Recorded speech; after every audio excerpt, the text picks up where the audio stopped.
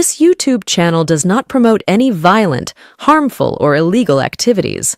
All content provided by this channel is meant for an educational purpose only.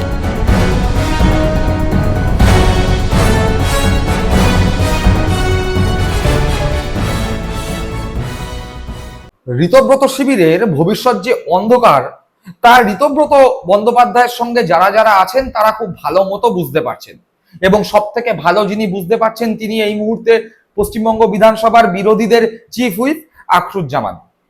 Ritabrata Bandyopadhyay সহ বাদবাকি যে সমস্ত নেতারা বা বিধায়করা ঋতব্রত শিবিরে রয়েছেন তারা যখন সামনে আসছেন, তারা যখন বক্তব্য রাখছেন, তাদের মুখ থেকে বিজেপির বিরুদ্ধে কোনো কথা শোনা না গেলেও অভিষেক বন্দ্যোপাধ্যায়, মমতা বন্দ্যোপাধ্যায়ের বিরুদ্ধে কথা শোনা যাচ্ছে, কালীঘাটের নাম করে কটাক্ষ শোনা যাচ্ছে, অভিষেক বন্দ্যোপাধ্যায় নাকি বিদেশে পালিয়ে যেতে চান সেই কথাও শোনা যাচ্ছে। কিন্তু এই বিজেপির প্রথম 100 দিনে হকার উচ্ছেদ থেকে শুরু করে অন্নপূর্ণা ভান্ডার সবাই পাচ্ছে না, শিক্ষকদের বা চাকরিহারা শিক্ষকদের চাকরি ফেরানো নিয়ে কোনো পদক্ষেপ হয়নি, ডিএর কথা ঢাকঢোল পিটিয়ে সরকার বললেও সেই ডিএ পূর্ণাঙ্গ মিটিয়ে দেওয়া হয়নি, এই সমস্ত কথা শোনা যাচ্ছে না, বলছেন না ঋতব্রতপন্থী বিধায়করা বা নেতারা। কিন্তু ওই যে বললাম, তারা বুঝতে পেরে গিয়েছেন যে তাদের ভবিষ্যৎ খুব একটা সুরক্ষিত নয়। ইতিমধ্যেই আদালত থেকে বলে দেওয়া হয়েছে যে ঋতব্রত বন্দ্যোপাধ্যায় পার্ট টাইম বিরোধী দলনেতা, অস্থায়ী বিরোধী দলনেতা, ঠিকা বিরোধী দলনেতা। এবার এই ঠিকা বিরোধী দলনেতা বা পার্ট টাইম বিরোধী দলনেতা এই ঋতব্রত বন্দ্যোপাধ্যায় কত মাসের জন্য তার এই বিরোধী দলনেতা হিসাবে আপাতত আয়ু রয়েছে? 2 মাসের জন্য। 2 মাসের মধ্যে নিম্ন আদালতে এই বিষয়ে একটা সম্পূর্ণ সিদ্ধান্তে পৌঁছতে হবে, এরকম একটি নির্দেশ উচ্চ আদালতের পক্ষ থেকে দেয়া হয়েছে।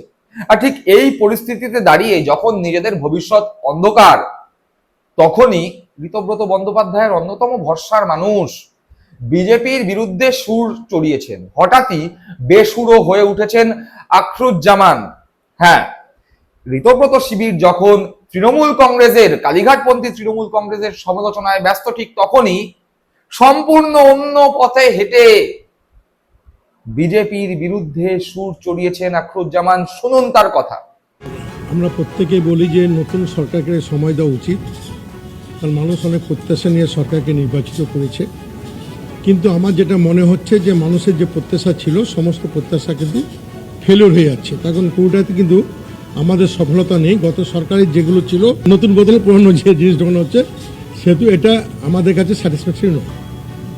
বিজেপিতে তোলাবাজিতে ভরে গেছে, শুধু বিধায়ক নয়, নিচু স্তরের কর্মীদের যদি দেখেন, আপনি প্রতিটি থানাতে যাবেন, দেখবেন বিজেপির এই গ্রুপ না হয় ওই গ্রুপ, মানে কত কে কার কাজ করে তোলা তুলবে।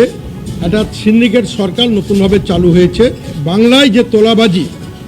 যে তোলাবাজি একটা প্রাতিষ্ঠানিক রূপ নিয়েছে। বিজেপি তার রাজনৈতিক এজেন্ডা তারা কি করবে, কি গুরুত্ব দেওয়া দরকার আছে। তবে এটুকু বলতে হয়, 29-এ বিজেপিকে আপনি খুঁজে পাবেন না। বিজেপি যেভাবে মানুষের প্রতি আঘাত আনছে, দ্রব্যমূল্য বৃদ্ধি হচ্ছে, ধর্মীয় মেরুকরণ করে বারবার ধর্মকে ইস্যু করে নির্বাচনে জিতে যায় না। আমরা যে ধর্মের মানুষ হই না কেন, আমাদের রুজি রোজগার, জীবন জীবিকা সবচেয়ে আমাদের কাছে বড় গুরুত্বপূর্ণ। সেহেতু এখানে বিজেপি যাকেই নিয়ে আসুক না কেন, 29-এ বিজেপিকে দূরবীন দিয়ে দেখতে হবে বলে এখন দেশের মানুষ সেই পথে এগোচ্ছে। শুনলেন, এতেও গেল আখরুজ্জামান হঠাৎ কেন বিরোধী হলো, তার বক্তব্য সবকিছু শুনলেন। কিন্তু ইতিমধ্যেই যখন দিকে দিকে তৃণমূল কংগ্রেস, অর্থাৎ কালীঘাট তৃণমূল কংগ্রেস, তার সঙ্গ ছাড়ছে একের পর এক নেতা। আমরা দেখতে পাচ্ছি কালীঘাট তৃণমূল কংগ্রেসের বিভিন্ন সাংসদ বা বিধায়করা রাস্তায় বেরোলে তাদের উপর ডিম ছড়া হচ্ছে, কালো পতাকা দেখানো হচ্ছে, গাড়ির উপর হামলা হচ্ছে। নবতম সংযোজন এয়ারপোর্টের কাছাকাছি এলাকায় সৌগত রায়ের ওপরে গতকাল আক্রমণ হয়েছে, কিন্তু সেখানে ঋতব্রতপন্থী বিধায়করা বা নেতারা রাস্তায় বেরোলে সে অর্থে তাদের উপর বিজেপি নেতাকর্মীরা আক্রমণ করছে না, তাদেরকে ডিস্টার্ব করছে না। আবার অশোক দিন্দার বক্তব্য সামনে এসছে, তিনি বলে দিয়েছেন কালীঘাটপন্থী তৃণমূল কংগ্রেসই আসল শত্রু, ঋতব্রতপন্থী তৃণমূল কংগ্রেস আসল শত্রু নয়, তাদের সঙ্গে যারা আছে তাদেরকে ডিস্টার্ব করা চলবে না। অর্থাৎ বিজেপিও মনে করছে যে ঋতব্রতপন্থী তৃণমূল কংগ্রেস যারা রয়েছে তারাই আসল বন্ধু। ঠিক এইরকম পরিস্থিতিতেও জয় হয়েছে মমতার। একটি জয় তো আপনারা জানেনই, যে আদালত থেকে বলে দেওয়া হয়েছে ঋতব্রত বন্দ্যোপাধ্যায়দের যে হ্যাঁ, তোমরা বিরোধী দলনেতার পদ তোমাদের কাছে আছে, কিন্তু সেটা অস্থায়ী, সেটা অস্থায়ী পদ, 2 মাস এই পদের আয়ু। এই বিষয়ে কুণাল ঘোষ কি বললেন সেটা শুনুন। আমি শুধু এটুকু বলি, এই বিরোধী দলনেতা যে পদ্ধতিতে নিয়োগ হয়েছে, এই পদ্ধতির বিরুদ্ধেই তো আমরা আবেদন করেছিলাম এবং আবেদন কিন্তু মান্যতা পেল। অর্থাৎ এটা যে স্থায়ী বিরোধী দলনেতা নয়, অস্থায়ী বিরোধী দলনেতা, ঠিকা বিরোধী দলনেতা, ঠিকা। এইভাবে কাউকে জোর করে বিরোধী দলনেতা করার যে চক্রান্ত বা প্রক্রিয়া বা ঘটনাক্রম ছিল, তাতে বিরোধী দলনেতার পদটি কিন্তু অপমানিত হলো। বিরোধী দলনেতা অস্থায়ী, কখনো শুনেছেন?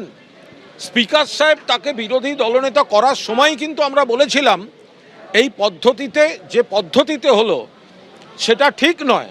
শুনলেন কুণাল ঘোষের বক্তব্য, কিন্তু এটা তো সকলে জানে, কিন্তু তার পাশাপাশি আরো একটি জায়গাতেও জয় হয়েছে মমতাপন্থী তৃণমূল কংগ্রেসের। কোথায়? বার কাউন্সিলে তৃণমূল কংগ্রেস বিজেপি সিপিএম কংগ্রেসকে একেবারে পর্যুদস্ত করে জয়লাভ করেছে, রীতিমতো বিরাট জয়লাভ। কি ফলাফল হয়েছে সেখানে একটু শুনুন। তৃণমূল কংগ্রেস 15টি আসনে জয়লাভ করেছে, বিজেপি 3টি আসনে জয়লাভ করেছে, কংগ্রেস 2টিতে, বামেরা 3টিতে। মোট 23টি আসনের মধ্যে তৃণমূল কংগ্রেস 15টিতে জয়লাভ করেছে। আর মহিলাদের জন্য 5টি আসন সংরক্ষিত ছিল, তার মধ্যে তৃণমূল কংগ্রেস 4টিতে, কংগ্রেস 1টিতে। অর্থাৎ বোঝাই যাচ্ছে যে বিজেপি বলুন, সিপিএম বলুন, কংগ্রেস বলুন, প্রত্যেককে একেবারে ধূলিসাৎ করে দিয়ে তৃণমূল কংগ্রেস, কালীঘাটপন্থী তৃণমূল কংগ্রেস, মমতাপন্থী তৃণমূল কংগ্রেস বার কাউন্সিলের নির্বাচনে জয়লাভ করেছে। এর পাশাপাশি যখন এসব ঘটনা ঘটছে, অর্থাৎ আখরুজ্জামান সুর চড়াচ্ছে বিজেপির বিরুদ্ধে, তৃণমূল কংগ্রেস ভোটে বিপর্যয় ঘটে গেছে, তারপরেও বার কাউন্সিলে একেবারে জয় জয়কার, ঠিক তখনই বাংলার বুকে দাঁড়িয়ে, পশ্চিমবঙ্গের বুকে দাঁড়িয়ে, শুভেন্দু অধিকারীর নাকের ডগায় দাঁড়িয়ে বিজেপিকে হুঁশিয়ারি দিয়েছে ককরোচ জনতা পার্টি।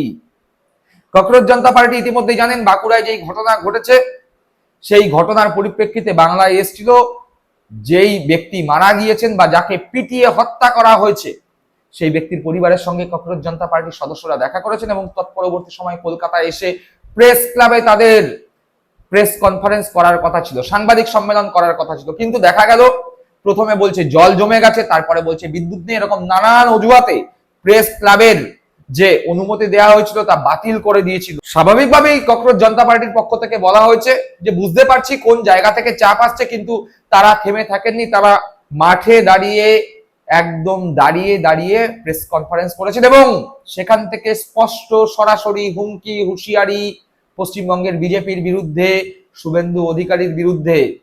এমনকি এই বক্তব্য সামনে এসছে, শুধরে যাও না হলে শুধরে দেয়া হবে। একবার সরাসরি সেই হুঁশিয়ারি শুনে নি। थोड़ा सा माफी चाहेंगे, प्रेस क्लब में ये प्रेस कॉन्फ्रेंस अरेंज थी, लेकिन पहले वहां पर पानी भर गया, उसके बाद वहां पे इलेक्ट्रिसिटी चले गई, तो हमें लगा ये सब चीजें होती रहेंगी, आप लोगों से बात करनी चाहिए।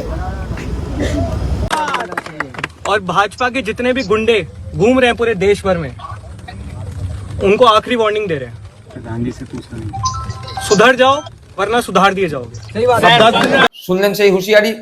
অর্থাৎ মোটের ওপর তৃণমূলের বিপর্যয় ঘটেছে, কালীঘাটপন্থী তৃণমূল কংগ্রেস এখন একা, শক্তিহীন, কিন্তু তারপরেও ভোট যুদ্ধে জয়লাভের বিষয়ে সবাইকে পিছনে ফেলে দিচ্ছে কালীঘাটপন্থী তৃণমূল কংগ্রেস। একই সঙ্গে ঋতব্রত শিবিরের ঋতব্রত বন্দ্যোপাধ্যায়ের অন্যতম ভরসা আখরুজ্জামান হঠাৎ করেই বেসুরো হচ্ছেন, বিজেপির বিরুদ্ধে সুর চড়াচ্ছেন। তিনি কি বুঝতে পারলেন ভবিষ্যৎ অন্ধকার? কি মনে করছেন আপনারা? অবশ্যই কমেন্ট বক্সে কমেন্ট করে জানাবেন। সকলে ভালো থাকবেন, সুস্থ থাকবেন। জয় হিন্দ, বন্দে মাতরম।